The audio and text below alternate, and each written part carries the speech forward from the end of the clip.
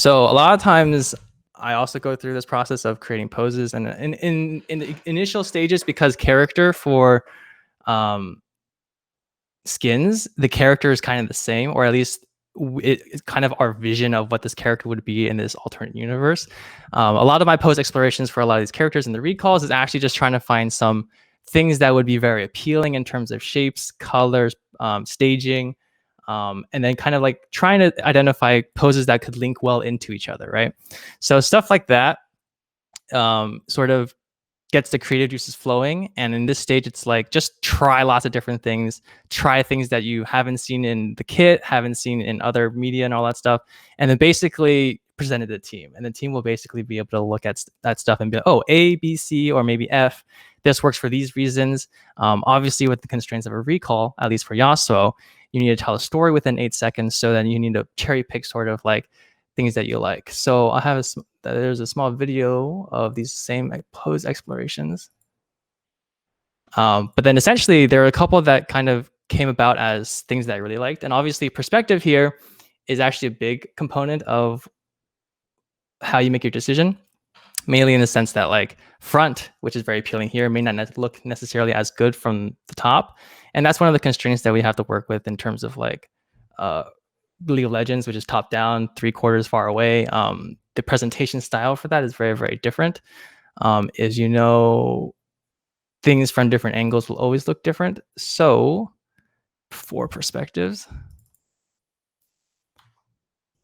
you can see that at least for this is just an example of my recall that I animated with the 4 different, facing north, south, east, west.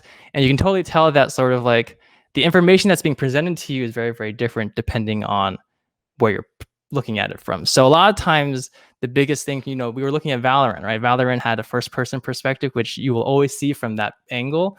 And then in the third person perspective, you get to see characters from all different angles. So one element in like an animation principle is staging, right? Which is basically how characters and props are arranged in a scene. And this has a very, very big impact in terms of what you will see first, how you will perceive motion. I'm sure a lot of people have already heard about the limitations of vertical movement with a lot of the things that we do when a character's jumping. Just because the camera is up vertical in that same angle, jumps have to be exaggerated a lot more in the vertical spectrum just because it will not otherwise be seen to sort of that degree, right? So we have to exaggerate in this case. And that's actually one of the things that we do for League of Legends in a lot of cases is we exaggerate a lot of things. The terminology or the phrase of feel and not see is something that we apply in a lot of cases. But this is basically just an example of that, as well as, let's see. My files are so unorganized, but we will pose explorations, poses, rigging, ortho, for perspectives, compare B. And I'll show this thing quickly, which is basically just an example of like taking the poses that I took in the initial phases and rearranging them. And you'll notice that between the A and B version, the poses near the middle are all pretty similar, because one thing I wanted to really capture with Yasuo was sort of like being that sword samurai character. So he has mastery over, the blade.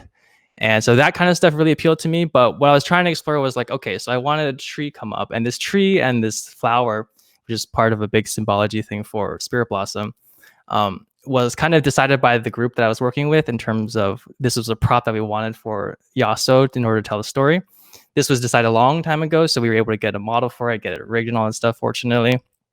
And you can see the biggest difference here in the beginning is sort of like, is he facing the tree? Is he facing away from it? How does he cut the flower coming off the tree?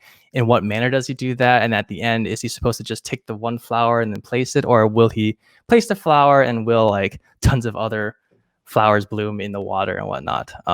And this is one of those examples of just like taking what you have in the beginning, compiling it into different ideas, presenting it to your team, and then seeing what resonates with everyone.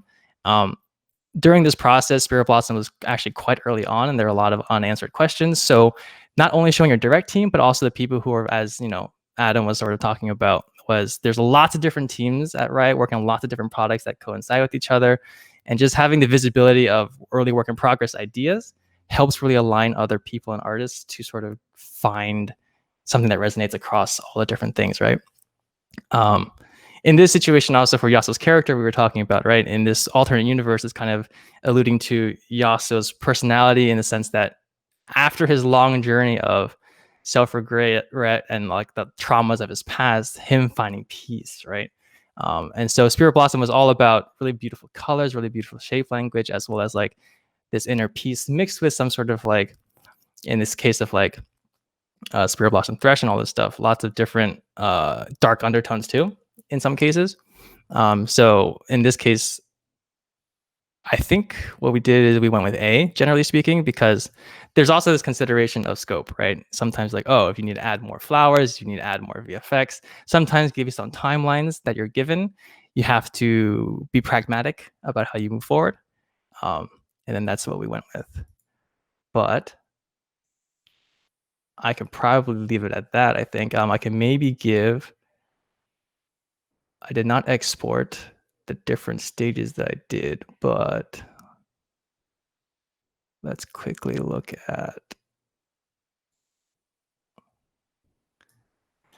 This is just one example of basically the final model plus the model, and then basically the rig. So this is basically just showing you guys sort of like what we as animators have to play with or have the opportunity to play with in most cases. And you can see how all the controls and all that stuff that we get to work with. Yeah, that's just